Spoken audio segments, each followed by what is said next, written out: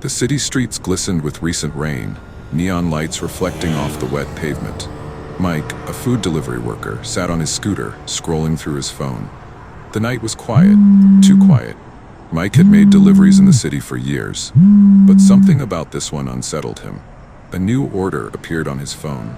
The restaurant name was unfamiliar, the address strange, barely readable, but the tip, massive. More than enough to ignore the nagging feeling in his gut.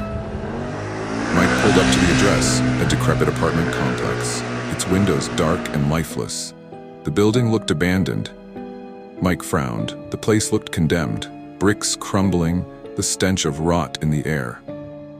Yet according to his app, this was the right address. He hesitated. Then, gripping the food bag tighter, he stepped inside. The door creaked behind him, closing with a soft but ominous click.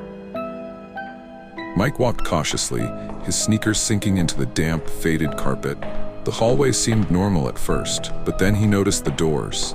They all looked identical, their numbers scratched off as if someone didn't want them to be recognized. Something was wrong. The hallway seemed longer than it should be. He turned to check the entrance, but it was gone. Only more hallway behind him. His breath quickened. Then at the far end of the corridor, a door creaked open. Mike froze. The door that had opened was just slightly ajar.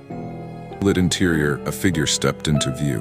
An old man, or at least it looked like a man. His posture was stiff, slow, almost unnatural. Mike's breath hitched as the figure lifted a hand and gestured, inviting him inside. It didn't lunge, it didn't attack, it simply gestured, calmly, as if waiting for him to step forward, to enter.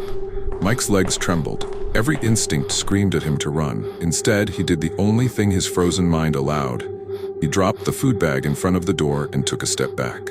On a moment, the figure just stood there. Then, slowly, it tilted its head, almost as if disappointed. Mike turned and ran, his footsteps pounding against the rotting carpet. The hallway stretched around him, doors vanishing as he passed. The lights flickered wildly.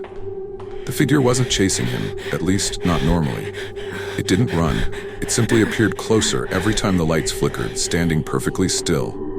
Until it wasn't.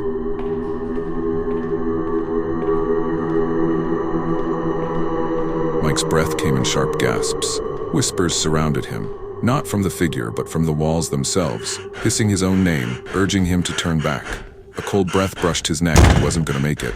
His shoulders slammed into a door. He tumbled forward. Mike stumbled onto the wet pavement, his lungs burning. He turns his head back.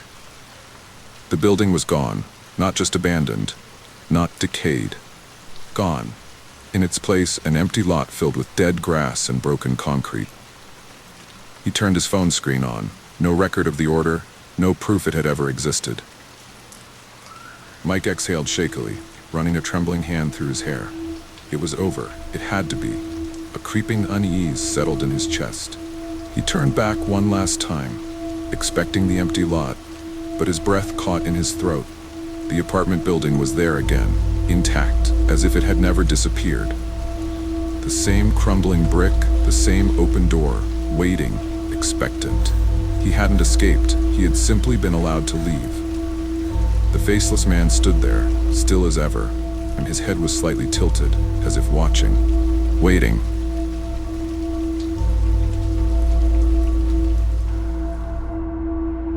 The city stretched around him, unchanged, yet for the first time, he felt like he didn't belong here anymore, like he had left part of himself behind in that hallway.